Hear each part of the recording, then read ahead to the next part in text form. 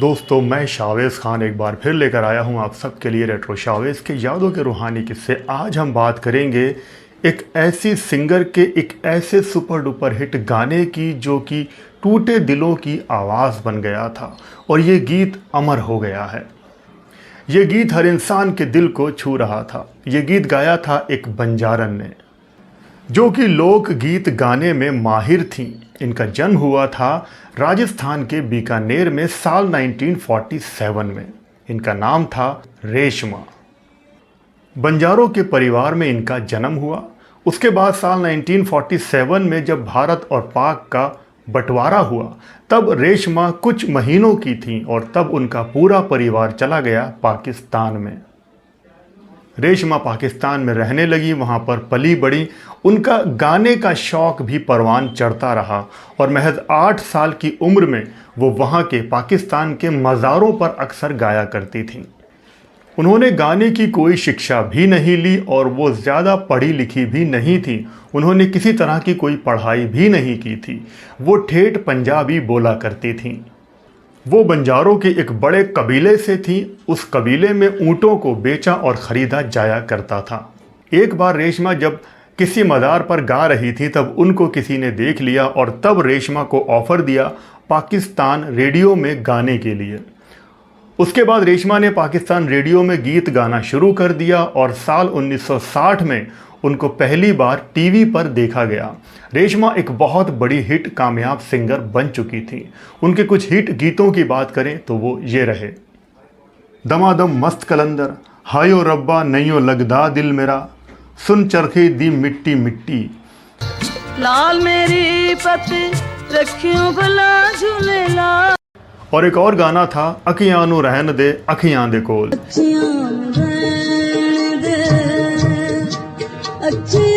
ये गाना तो बहुत बड़ा हिट रहा था। उन दिनों में साल 1973 में रिलीज हुई फिल्म बॉबी में इस गाने को थोड़ा सा ट्रांसलेट करके रखा भी गया था। राज कपूर फिल्म बॉबी बना रहे थे और उन्होंने रेशमा का ये पंजाबी गाना अखियां नू रहन दे अखियां दे कोल सुना था और तब उन्होंने रेशमा के इस गाने को हिंदी में ट्रांसलेट करके फिल्म में रखना चाहा था। और तब राज कपूर ने रेशमा से इस गाने को हिंदी में ट्रांसलेट करके अपनी फिल्म में रखने की बात कही थी। रेशमा राज कपूर की बात खुशी खुशी मान गई थी और फिर उसके बाद इस गाने को हिंदी में ट्रांसलेट किया गया था अखियों को रहने दे अखियों के आसपास। और फिर लक्ष्मीकांत प्यारेलाल के संगीत पर बनी इस धुन पर जब लता मंगेशकर ने इस गीत को गाया था तो ये गाना और ज़्यादा पॉपुलर हो गया था। फिल्म बॉबी के हिट गानों में ये गाना शामिल रहा था।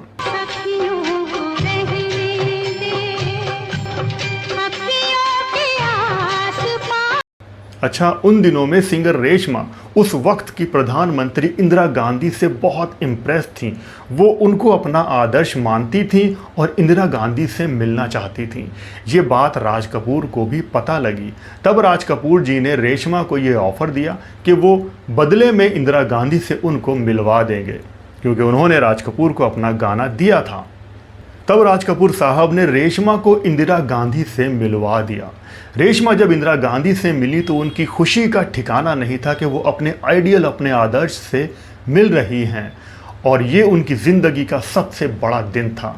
कहा जाता है कि रेशमा ने इंदिरा गांधी के सामने एक गीत भी गाया था और उन्होंने ये भी कहा था कि अगले जन्म में वो इस मिट्टी में ही जन्म लेना चाहेंगी और बाबा जितना भी कहेंगे वो भारत छोड़कर नहीं जाएंगी। फिर उसके कई साल के बाद हिंदी सिनेमा के जाने माने डायरेक्टर प्रोड्यूसर सुभाष घई एक फिल्म बना रहे थे जैकी श्रॉफ और मीनाक्षी शिशाद्री को लेकर हीरो।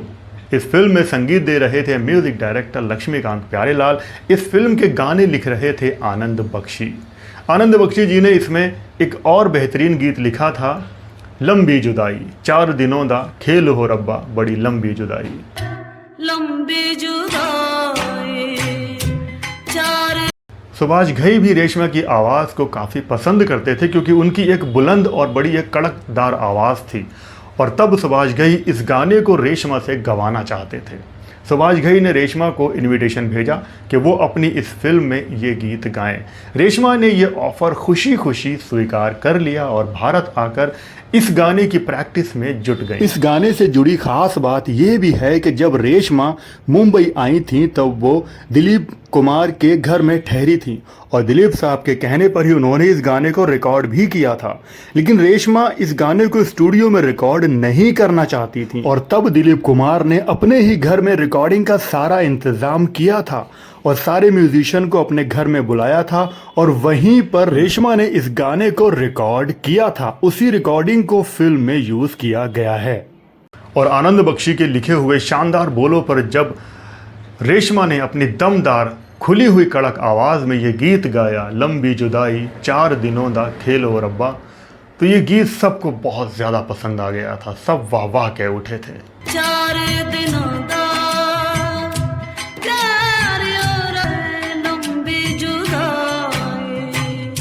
इस गाने को फिल्म हीरो में रख लिया गया। फिल्म की रिलीज के बाद ये गीत बहुत ज़्यादा पॉपुलर हो गया था। कहा जाता है कि उन दिनों के टूटे हुए दिलों की आवाज़ था ये गीत। हर इंसान के दिल को ये गीत टच कर रहा था। इस गीत की मेलोडी और इस गीत को जिस तरह से रेशमा ने गाया था वो लोगों के दिलों पर बहुत छा रहा था। टूटे हुए दिलों को रेशमा ने अपनी आवाज़ से किसी तरह से जोड़ने का काम किया था। दुनिया भर में रेशमा फेमस हो गई थी। रेशमा सुभाष घई की खोज मानी जाती हैं। ये रेशमा का हिंदी सिनेमा में पहला हिंदी सॉन्ग था। फिल्म हीरो सुपरहिट रही। 3 करोड़ की बनी इस फिल्म ने 17 करोड़ कमाए थे और इस फिल्म के बाद अनुराधा पौडवाल भी काफ़ी सुर्खियों में आ गई थी। उनके गाए हुए 2 गाने भी काफ़ी फेमस रहे थे। इसी फिल्म से सुभाष घई ने अपना मुक्ता आर्ट प्रोडक्शन हाउस शुरू किया था।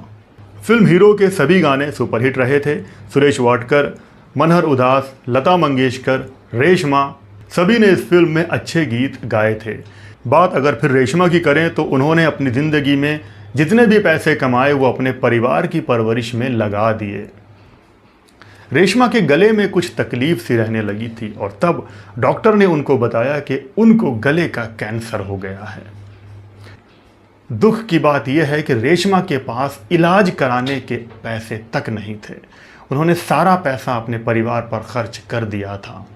तब पाकिस्तान सरकार ने रेशमा का खर्च उठाया, उनका इलाज करवाया और फिर एक दिन 3 नवंबर 2013 को रेशमा कोमा में चली गई और उसी दिन इस दुनिया का साथ छोड़ दिया।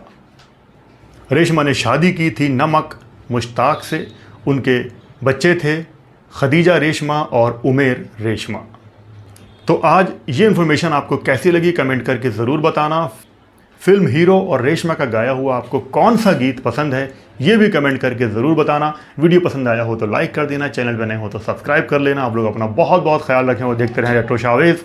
जय भारत, जय हिंद।